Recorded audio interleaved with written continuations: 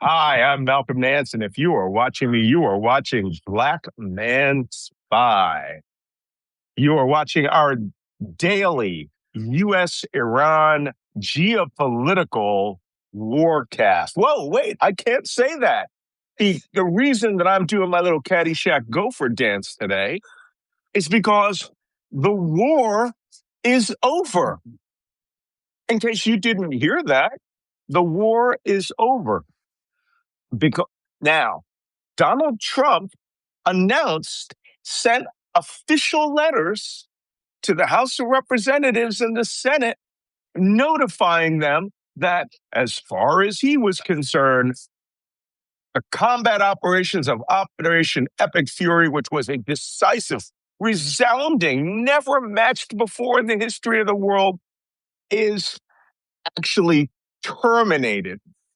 And that that U.S. forces are not still engaged and haven't been engaged in combat since they had the ceasefire on April 7th. And that, as far as he's concerned, the war is over.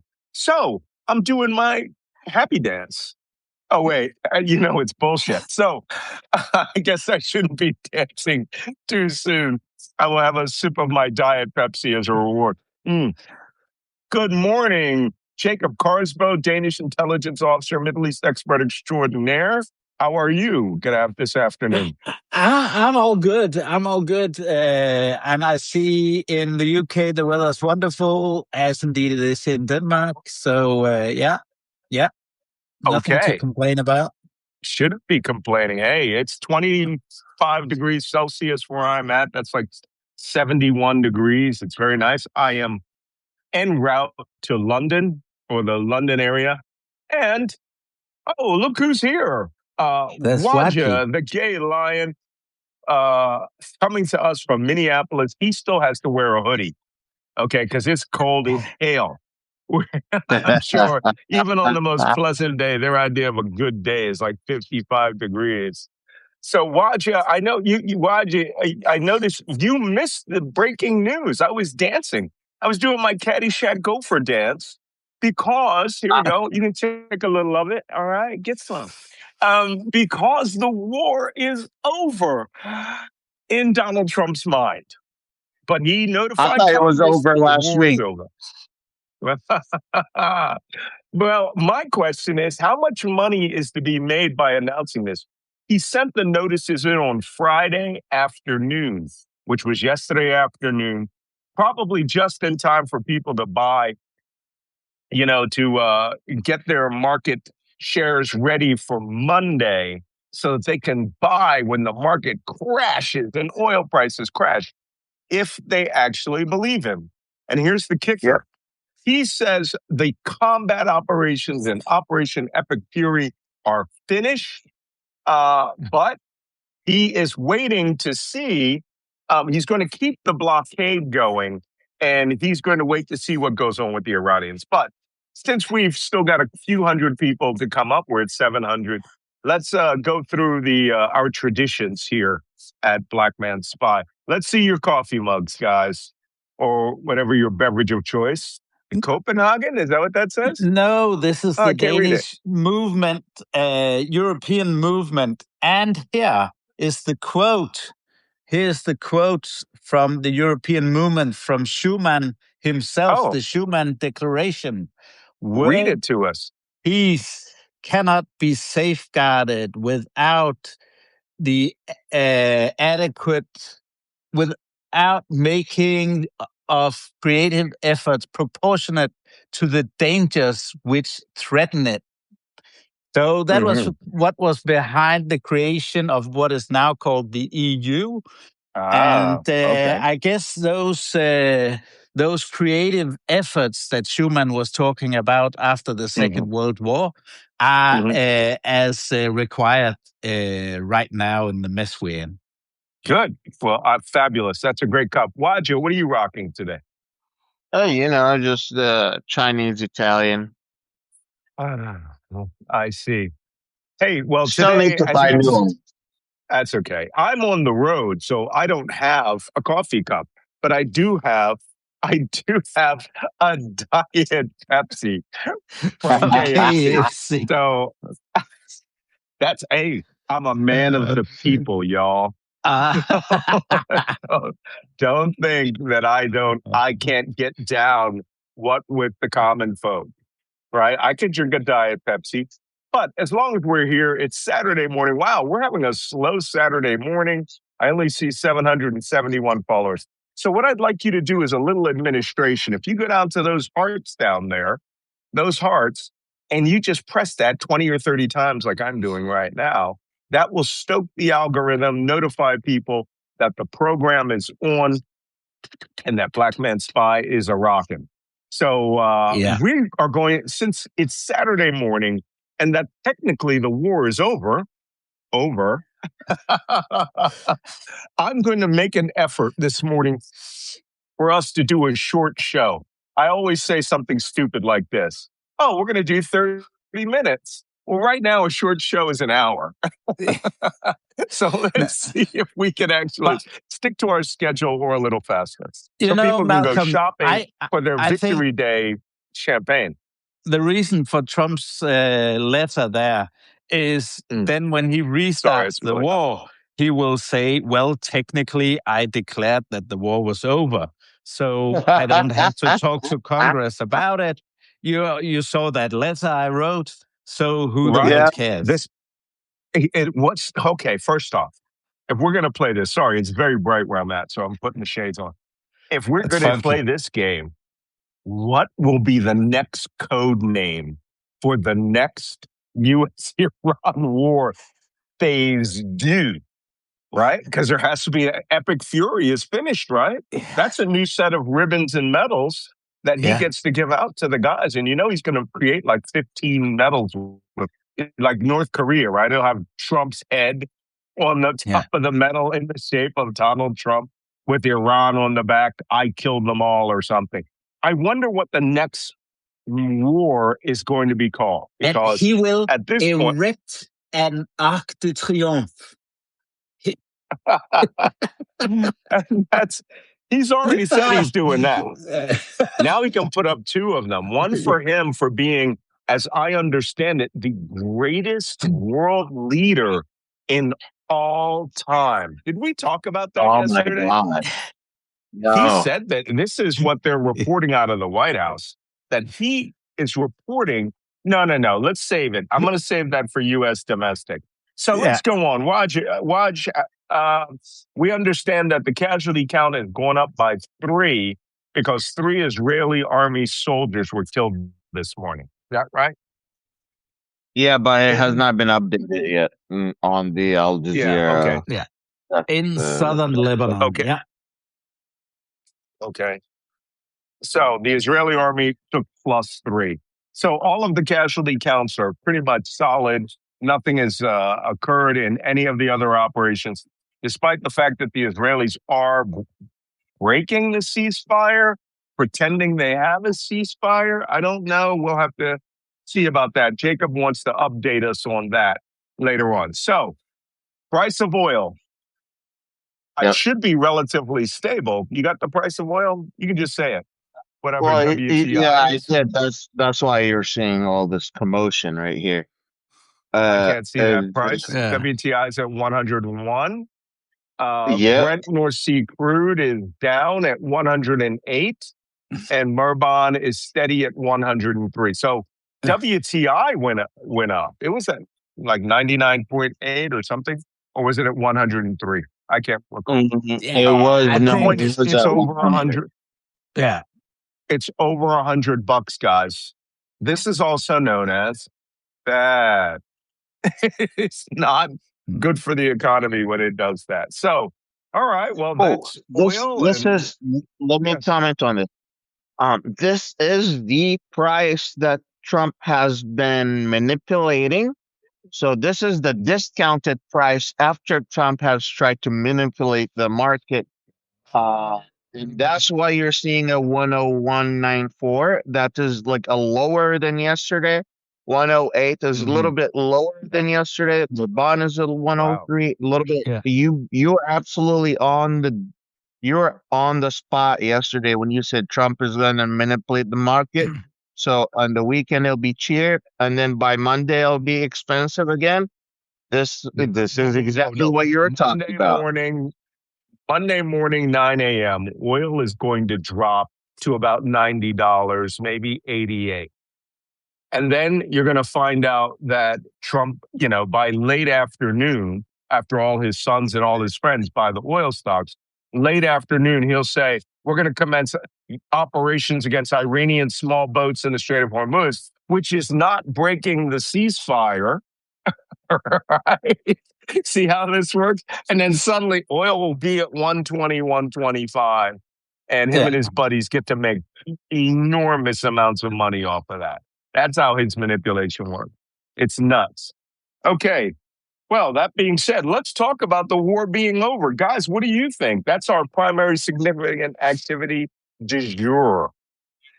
Yeah, I mean, Trump, as you know, let slip to Barack Ravid yesterday that he had received Of course, this let's slip.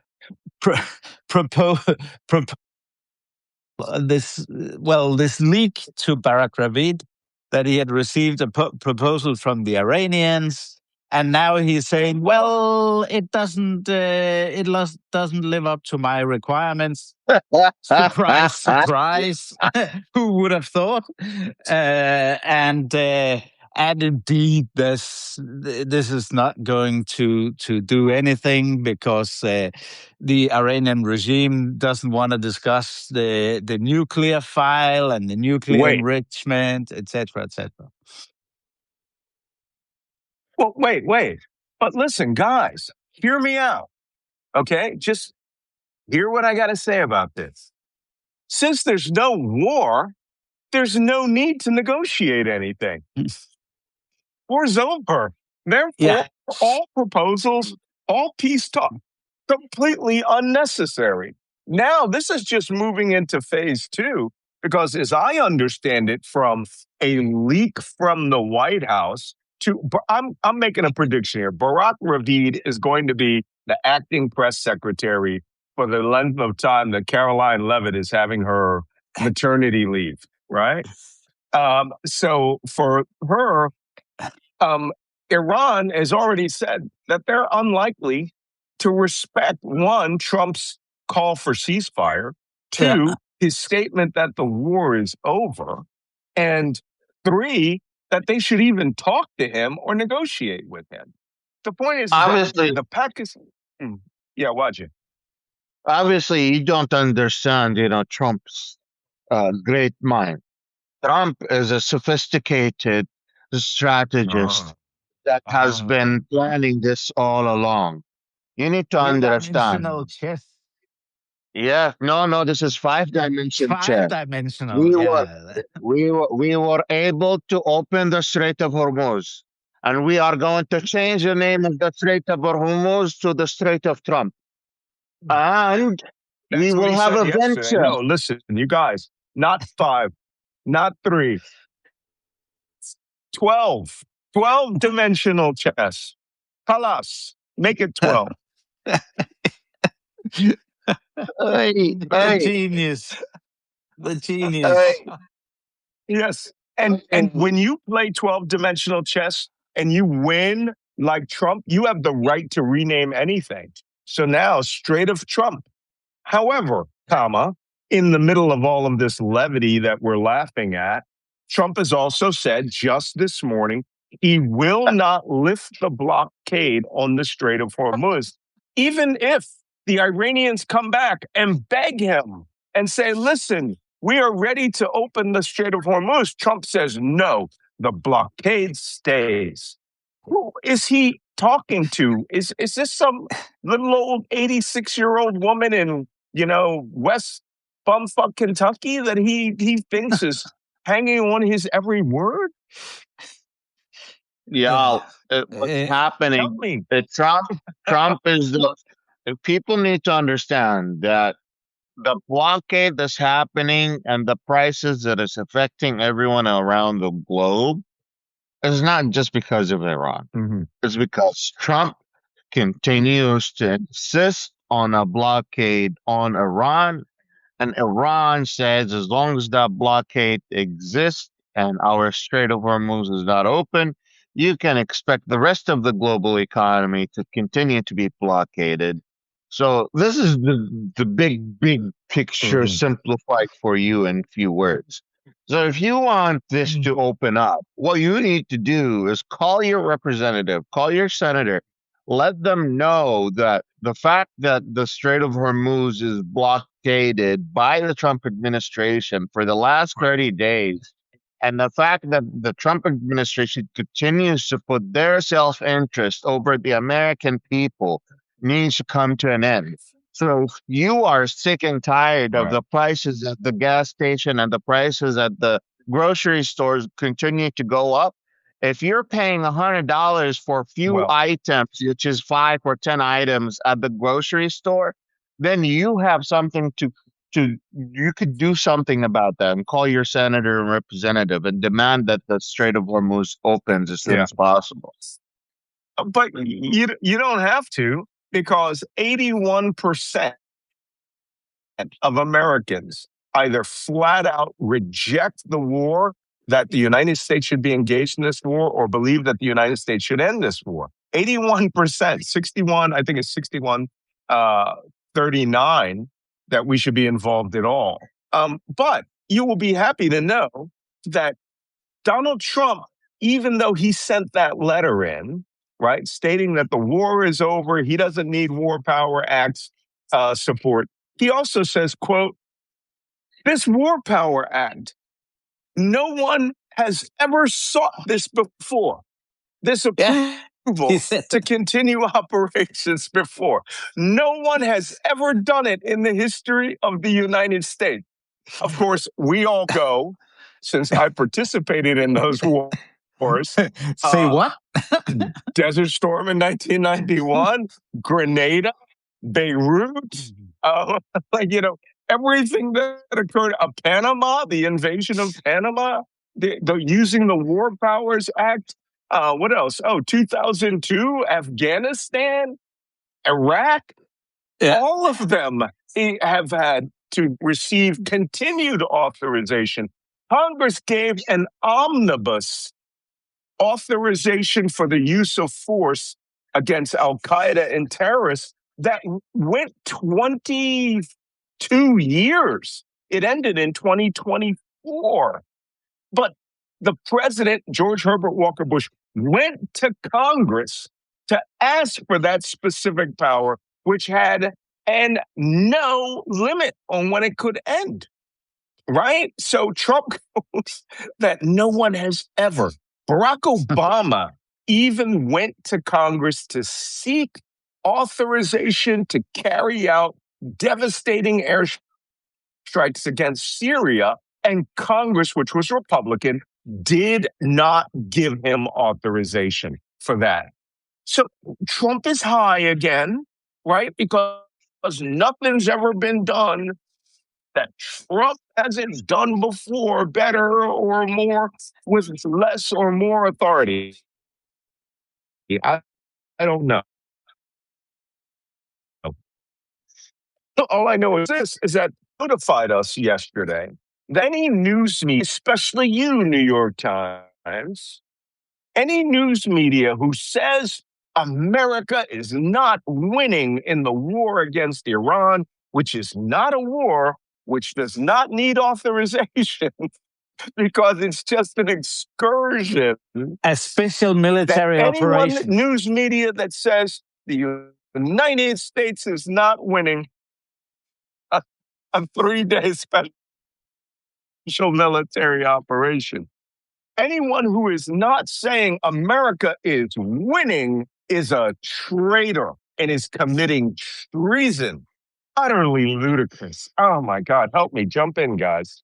Yeah, but that's it. I mean, it's just Wajeeh? lie upon Are you a traitor? Okay. Yeah, we're all radical left lunatic traitors. You know, I've been called a traitor so many times by the Saudi government that and Trump is owned by the Saudi government. So if he's calling me a traitor, I propose. it's there you are. I said the Saudi government owns Trump, and Yeah. the Saudi government has been calling me corrupt for a while. So, the message has been just transferred from MBS to Trump about corruption. Right. Otherwise, the reality of the situation is the only person making profit out of this is few people. You can count them with your fingers. You can count the people that are making profit from this war with your fingers. Barron, Don Jr., Eric, Melania. Yeah. Yep. Jared. Okay. That being said, let's move on. I want to give everybody an opportunity to go out today, cut their grass. We won the war beverage. So that being said, Donald Trump also once again decided it would be fun to expose a clandestine intelligence operation that the CIA directed guns to the Iranian protesters via the Kurds, and that the Kurds stole his guns. These are Iranian Kurdish opposition. Stole his guns, and he's still mad about it. Okay? So here's the problem. And we said this when we heard this about 6-8 weeks ago at the time. This gives Iran the reason to execute all of those people and claim that they are CIA and Mossad operatives. Yep. Yeah. God, why do you think it's called freaking covert? Covert means without identification. And I know where those guns come from.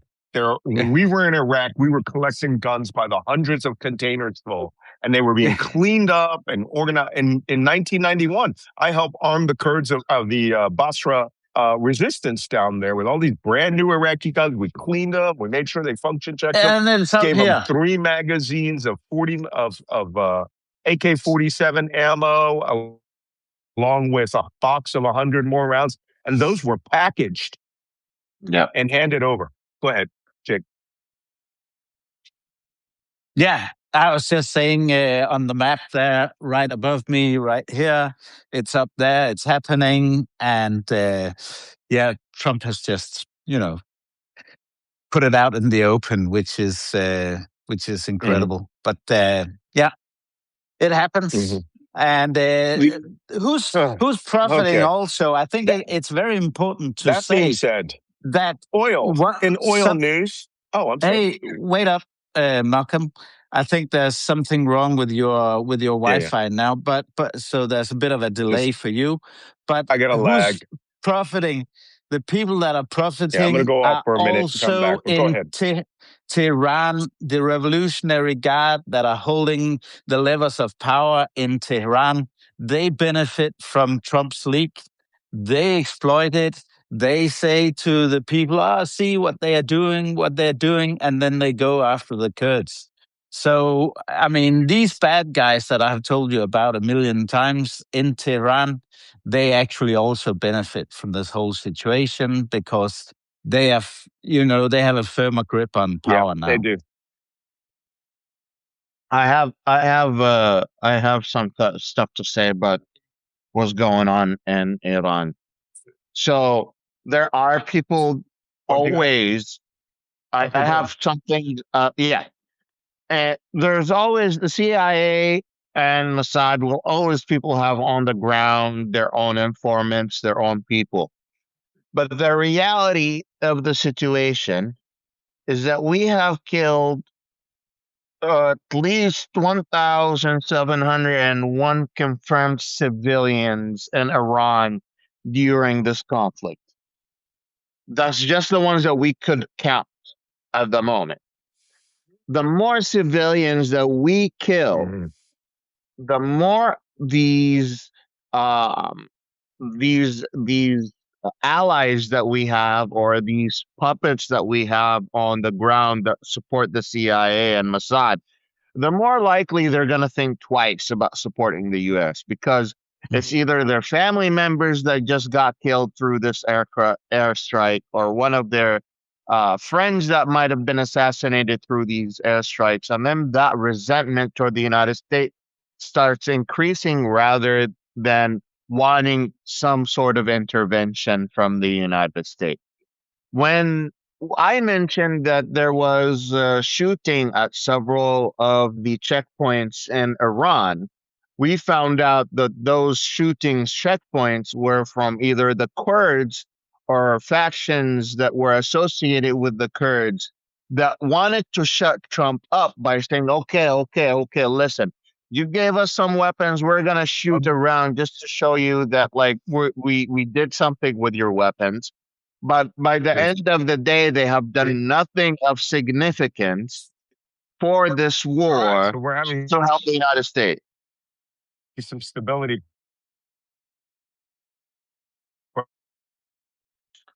You're rubber banding.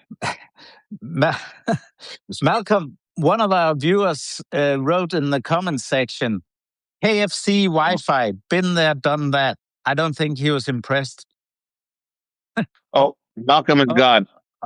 He's gone. He's gone. Anyway, we hope Malcolm will come back on. Just to wrap up on the Kurds in Iran and what's going on there, as we discussed in the beginning of this war, when Trump was talking about arming the Kurds, etc., etc. Very important to understand that the Kurdish population is only about half of the Azeri/Turkmen population. They are not going to like that one bit, and that is just a no-go to go that route in Iran. So very, very bad call. Not only that, the United States has been promising the Kurds over so many previous wars, if you just help us against ISIS, we'll guarantee we will give you a Kurdish state. If you just help us against Al Qaeda, we will guarantee you'll have a Kurdish state. If you just help us against Saddam Hussein, we will guarantee that you have a Kurdish state. If you just help us against the Bashar al-Assad, we will make sure that you have a Turkish state. So we have said that to the Kurdish people so many times at this point they're like, bitch, please. No. Exactly. And look what's happening in Syria. It's not. Let's just see. Anyway, now that Malcolm is struggling with his Wi-Fi, I don't know if you've got more about SIGAC's significant activities on Iran itself. Wajeeh, do you have that? Because I have something around Iran. Go for it. Yeah, there was a very important SIGAC off the coast of Yemen. I've put it on the map right here. As you can see up the top, an oil tanker has been captured by pirates off Yemen this morning, and it's on its way towards Somalia. I don't know if I've spoken to you about my dubious past in the intelligence service with the Somali pirates. But I have been unfortunate to work a bit on that dossier. And my bet is they're probably going down here to Isle, where that's one of the major pirate dens, or Hobio, or Haradira down here. So that whole span there is full of pirates. So it's probably the same networks that are being activated now as used to be there when Somali piracy went crazy. And it's actually interesting. This comes less than 24 hours after Trump called his own navy pirates. We are acting like pirates, he claimed, Donald Trump. And being proud that U.S. gets to keep the bounty of the ships they capture in the Indian Ocean. I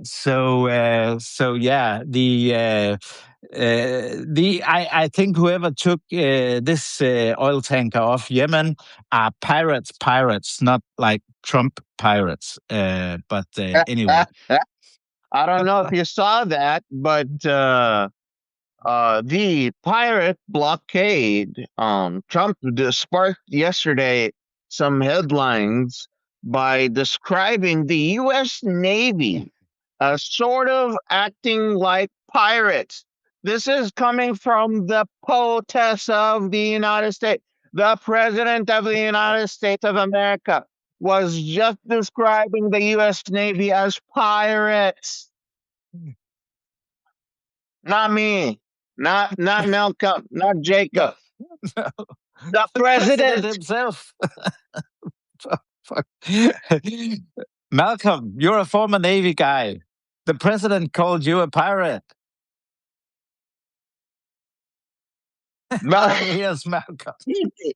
Malcolm can't even hear us at the Malcolm, moment. pirate Malcolm. Oh my goodness. Oh. Oh, yeah. Wajeeh, this will get him into super rant mode, I'm sure. It's like, oh my god. And then, like when Pete Hegseth was testifying at at the Congress, and the guy that was sitting next to him, the deputy secretary or something like that. Anyway, they're like, how much have we paid for this war? And he was like trying not to answer that question really bad. Yeah. How much are we paying for this war? 25 billion. Yeah. And that 25 billion is their number that they want to give us. My estimate is 65 billion because we have been spending at least 1 billion a day. At least 1 billion a day. And we have been in this war for more than 60 days. So my estimate is 60 billion. 25 billion is very likely a very, very low estimate.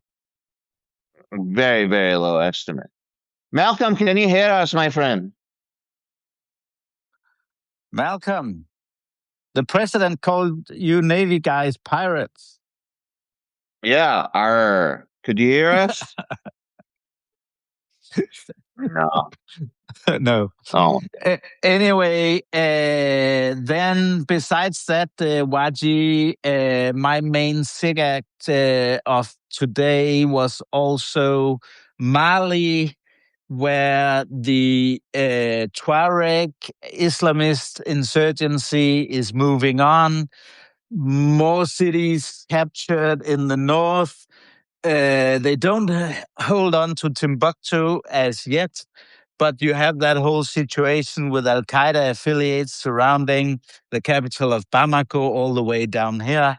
So it's really dire straits. And again, I see no movement that France will enter this conflict because there's nothing to save. There's only a super corrupt military dictatorship that the Russians have installed. So now we see ECOWAS, the organization of the Western African states dominated by Nigeria, that they are holding talks, but I don't know how they are going to stop this at this point. So yesterday when I was asking you why hasn't the French gotten involved, and you basically said, well, they don't see anyone else that would take this position. They can't find someone to replace yet. Could you tell me what would, because you just said that the current dictator is placed by Russia. who would the French would like to put if they would choose like to the next president in Mali? I'd never like to ask who would a Western country like to place, but it does put the perspective on the situation. Who does the France prefer to have? I think the French would like ultimately for this to go back to the status before, where you had like a legal order of sorts, and you actually had a political system that you could justify. But the problem was that it was very weak and very vulnerable. So it's hard to see that the French, by doing something, can go in and create a better situation, really. And the thing is for the French also that they need backers. They can't do it on their own, and they would need EU unity. And as you know, with Ukraine, with Russia, with all the pressure that that Trump is putting on Greenland, to be honest, I don't think we have the muscle to go in and be an actor in Mali at this point in time, unfortunately. So it's really tragic, I have to say. It's crazy, man. If we continue to spend $1 billion a day on this war, sorry. I know we were just talking about the Mali, the Mali intervention. I can't be surprised if tomorrow Trump goes, yeah, after we finish from Cuba, Mali is next. You know, I would not be surprised if he would say something like this, in a few months. Oh yeah, Mali, I have my eyes on you. Maybe if Yeah. he finds out that they have special minerals. Oh, Yeah. baby, I have a venture in there, a gold venture or a diamond venture. To be honest, I think he would quickly agree with Putin that they should support the same corrupt bastard of an army captain that was behind the coup, because then they could plunder the minerals from this essentially huge country behind me. So yeah, that it's terrible, really. Yeah, let me take a look here. Um, you have more on Mali, Waji? I want to see what kind of minerals they have Ah, yeah, yeah, yeah. They because have go for it. they have lots of good stuff, but not the one that Trump really wants, which is oil. So I guess, but Recently, other, I disagree with you. The one Trump is most famous for at the moment is oil. But yeah, within the last year, he has been, you could say, been trying to find ways to find access to special minerals, yeah, especially ones that we use for batteries, especially yeah. ones that we use for, Greenland. really. That's Yeah. also some of what plays into the whole Greenland thing. So so exactly. So rare earth minerals exist a lot in Mali. Yeah, They have everything from gold to diamond to things that I don't know how to name because it's all connected to science. And mark my word, this will make Mali a target for Trump, whether militarily or non-militarily, economically in the future. yeah, Uh, and this is not for you American people. This is just for Trump. yeah. Uh, the thing that I wanted to say is like step away a little bit from Mali, unless you have something else you want to say about Mali. No, that's good. Let's move on. Okay. The fact of the matter is, if we spend $1 billion a day for another 60 days, for another 100 days, We could have easily spent a $1 million for every U.S. citizen and took everyone out of poverty in the United States. What I'm trying to say is when it comes to war, the Pentagon has a black hole. And in this administration, they have made sure to take advantage of that black hole 100%. Why? Well, when Pete Hegseth goes and says, we are going to show ultimate power, we're not going to show any mercy, we're going to send our strongest weapons.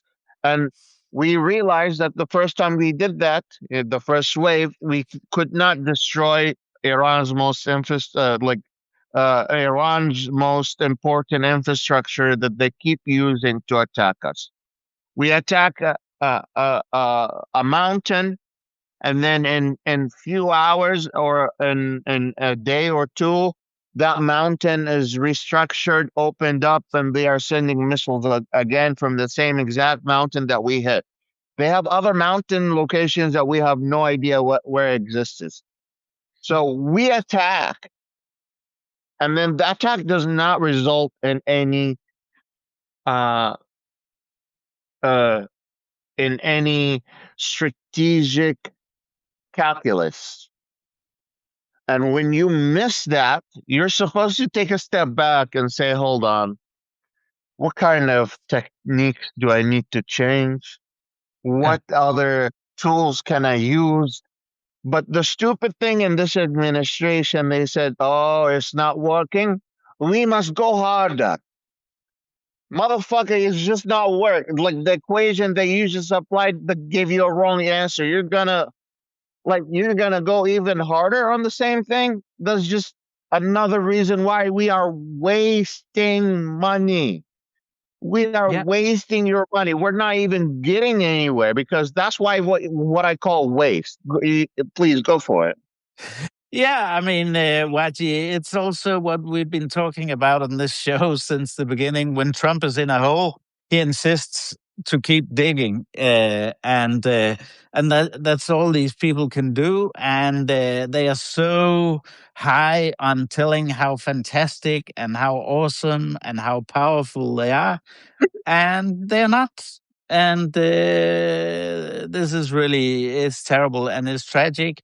I heard now you brought up the congressional hearings. You know, when you hear the congressman grilling Hegseth about inadequate air defense costing 6 soldiers' lives in Kuwait. I think that's really what the Americans should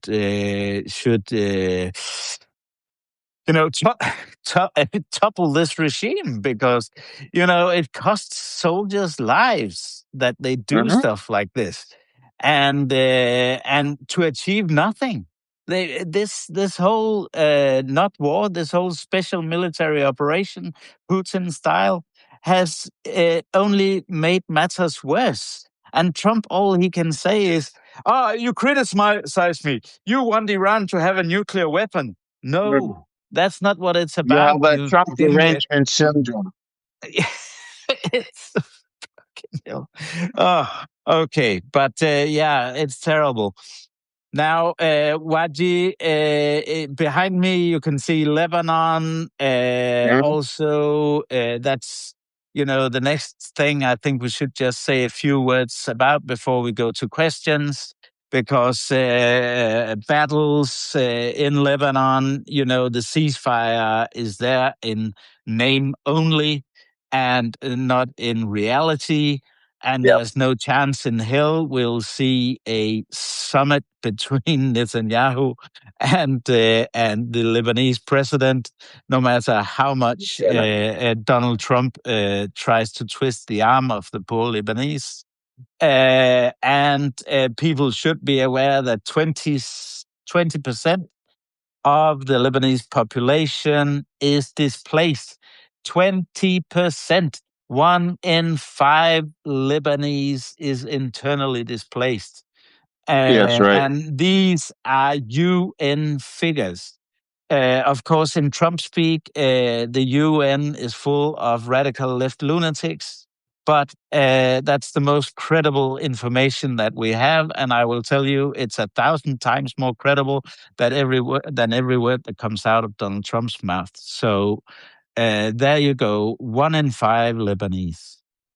Michel Aoun, the Lebanese president, will be executed if he meets with the Israeli prime minister to make peace talks, and Israel continues to do the attacks on Lebanese infrastructure, displacing the Lebanese people, regardless if it's from Hezbollah or not from Hezbollah. The calculus in Iran and Lebanon is not simple. The reality in the situation is that you have a huge chunk of the Lebanese people who are Shia. Their pope was assassinated, Khamenei, and not only that, they have been displaced by the Israelis. That's right. Yeah. Yes. And not only that, even Christians have been displaced by the Israelis in South Lebanon. And so even Michel Aoun, a Christian, is facing a lot of pressure from his own Christian community in Lebanon, saying, "Did you see what Israel did to our church? Did you see the desecration they did to Jesus' body?" Which these are Coptic Christians. They have the same belief that Catholics do, which the physical body of Christ is and the church is as if the Christ is actually there. So, like, you are desecrating the physical body of Jesus Christ in their own belief. And not only that, there was there's an increased attack on the Coptic Christians inside of Israel. So you can see the amount of pressure that Michel Aoun is facing from within his own people. And those are the most pro-Israel people in Lebanon. Yeah. These are the pro-Israeli people in Lebanon. So Israel just lost their ally. Yeah. And there is a small group in Lebanon that's looking to the United States as, oh, Trump is going to make Lebanon great again. I was listening to the news the other day, and I'm like, the fuck is this Lebanese person saying? But really? like, oh shit. Yeah, so someone was like, oh, I believe in Trump. He will make Lebanon great again. And I'm like, this bitch. But the reality is that everyone in Lebanon that's away from this small minority is going like, we barely had trash service before the war. We could barely have running water to our buildings before the war. We had electricity that would get cut off 14 hours a day of the day. Yeah. Our hospitals are already missing medications before the war. Yeah. Israel just yesterday, within 24 hours, had 50 strikes in Lebanon in a ceasefire. Yeah. Exactly. Exactly. And they maintain forces inside of Lebanese territory and are creating a security zone down here on the border.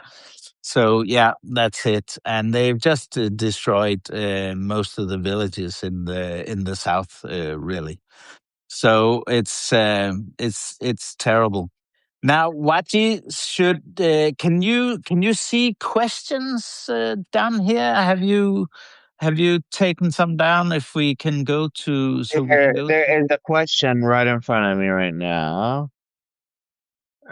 Chilling with the all caps, except the question just. Well, I thought that was a question. Hold on. Please type your questions. What about the U.S. troops removal from Germany? Please, could you tell us about Trump removing U.S. troops from Germany? Yeah, I mean, it's retaliation by Trump and Hegseth and the Hegseth Pentagon, and it's 5,000 troops out of around about, I think it is 38,000. So what is that? 15% or 15%. something. So it's retaliation. I think the interesting thing about the U.S. military presence in Germany under Donald Trump is they're not there for the good of the NATO alliance. They're not there for the good of European security. They are there to facilitate Trump in military adventures like in Iran, where the presence in Germany is indispensable. And I think the European decision makers know that we have to stand up for ourselves in Europe anyway. So it's not as if the Europeans will say, "Oh my God, this is terrible," because they know that as long as Trump is in charge, these will not be used to defend Europe. I think people should be aware also that it is a costly exercise to downsize U.S. military presence in Europe. So Trump would need funds to take, to remove more troops. Than that, there have been initiatives before where there needs to be appropriations by Congress because it is a costly exercise. So that's why I think 5,000 is what he could do without all these funding issues, etc. I mean, Yeah. let me tell you about how important the German bases for the United States are. Yeah. When a plane needs service close to China, close to Russia, close to the Middle East, excuse me, close to close to the Middle East, close to Asia, close to Europe. All these planes, all these cars, all these smart equipment need to go to a very strong allies with a lot of resources and technologies and access to our strong allies, and which makes Germany amazingly place for all of that to happen. So any soldier that gets injured goes to Germany. Any soldier that needs extra medical treatment that has nothing to do with an injury also goes to Germany. So what Jacob was trying to say, yes, what Jacob is trying to say, all of what the Trump administration can afford from troop withdrawals from Germany is no more than 15%. Because the United States needs Germany as much as the German people could use the United States present in Germany. So they both could use each other. And it's very sad to see the way Trump has been using his quid pro quo and his revenge and self-centered image around U.S. Using U.S. national security for his self-image is really crazy. Yeah. So when we take troops out of Germany, we are only making the United States weaker. We're Yeah. not improving the U.S. national security. It's not improving the U.S. war on Iran. We're not getting any extra advantage from leaving Germany. It's like one of the worst strategic mistakes. We keep talking about how the United States has lost its footing on a global stage.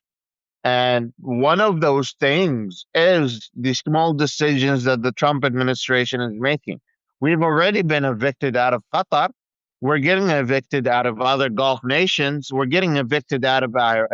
The United States has more like 800 U.S. bases around the world. But the reason we have that many bases around the world, because we find them as a strategic, important place for our national security and for the U.S. hegemony around the globe. And when we keep taking them away and we keep closing these bases, we are literally saying, okay, it's time for the United States to no longer be a global hegemony. And we are tired of all of this. And we'll see you guys later. Forget about us being the police of the world. Forget about, we are now Trump police. We are only Trump people. How can we make money for Trump? This is the United States focus. Yeah, exactly. Wajeeh, I saw another question about the 60 days. When war resumes, is that just another 60-day period? I think, it is. And the only people that could do something about it is Congress. And essentially, I think the Republicans in Congress are not going to go after Trump on this one. So I think by sending that letter, Trump feels he can do whatever he wants and just restart the war if he thinks that's beneficial.